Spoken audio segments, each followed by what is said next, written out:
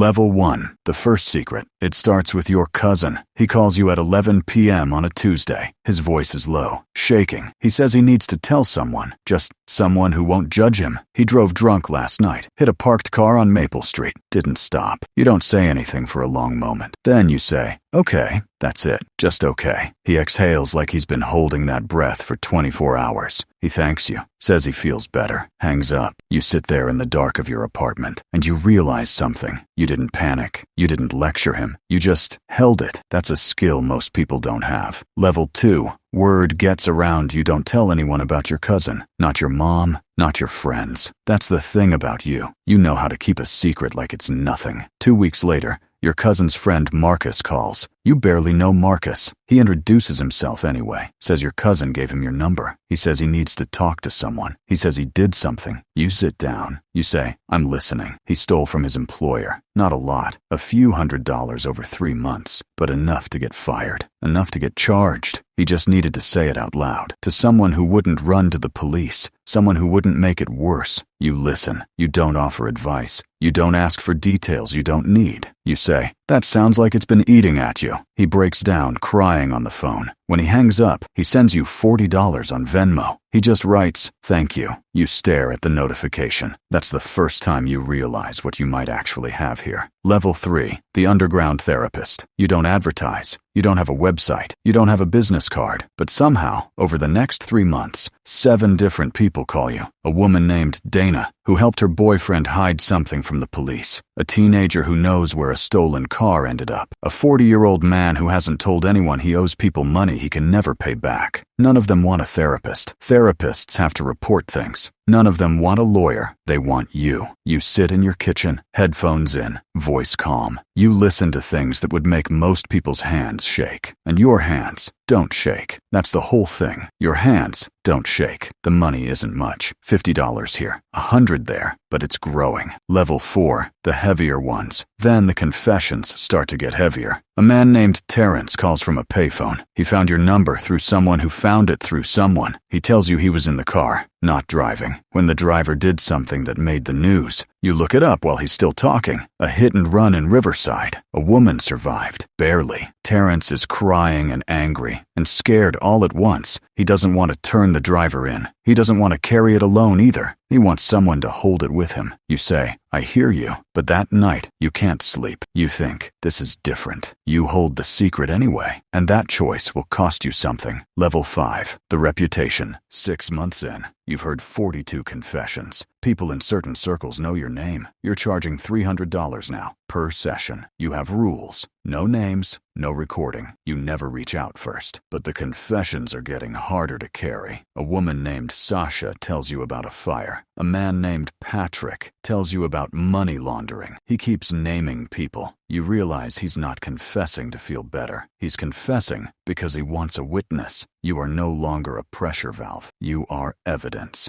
Level 6, the weight. You stop sleeping well. You see strangers and think of the secrets you carry. You develop rituals. Sitting in the park without your phone, trying to remember who you were before this. Someone offers you 5 figures to listen. You wait 3 days. Then you say yes. Level 7, the thing you cannot unknow. You meet him in person in a diner. He talks for 40 minutes. You won't repeat what he says. He slides an envelope across the table. You sit in your car afterward for 20 minutes, because now you know something that could change a federal case. And you took the money. Level 8, the knock 7 a.m. A knock on your door, 2 people in plain clothes, a badge. They ask questions about someone you spoke with. You realize it could be any of the 42. You let them in. You realize you can't protect all of them. Final level, the cycle. They leave, but they'll be back. Your coffee is cold. Your phone buzzes. Unknown number. They say your cousin gave them your number. They need someone who won't judge them. You know the safe choice, the right choice. You answer. You say, I'm listening, because this is who you are now. And the only thing worse than carrying everyone else's secrets is being left alone with your own.